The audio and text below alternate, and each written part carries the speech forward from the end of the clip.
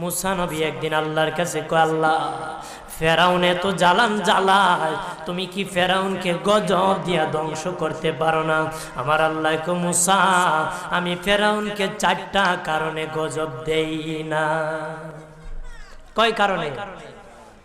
ফেরাউনকে 4টা কারণে গজব দেই না।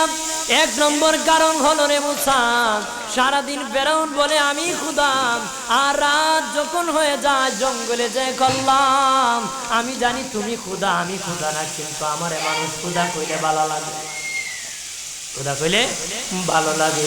প্রভু তাই তুমি বিরক্ত হইয়া আমার উপর গজব দিও না। আল্লাহ বলে, মুসা রে ওই ফেরাউনে রাত্রির দুয়ার কারণে আমি আল্লাহ তার উপর গজব দেই না।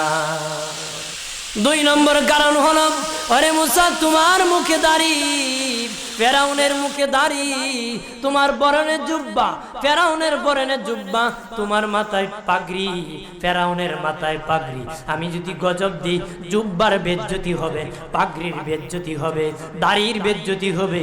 মুসা রে ওই জুব্বার পাগড়ির ইজ্জত রক্ষার কারণে আমি আল্লাহ ফেরাউনকে গজব দেই না।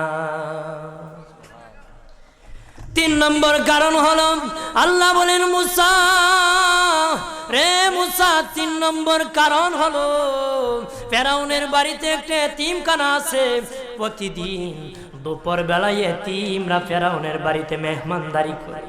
তারা খাওয়ার পরে আমি আল্লাহর কাছে দোয়া করে, আল্লাহ তুমি যদি গুসা হয়ে ফেরাউনকে গজব দিয়ে ধ্বংস করে দাও, আমরা এতিমকে কে খাওয়াইবে রে আল্লাহ, আমাদের দুয়ার বরকতে ফেরাউনকে গজব দিও না।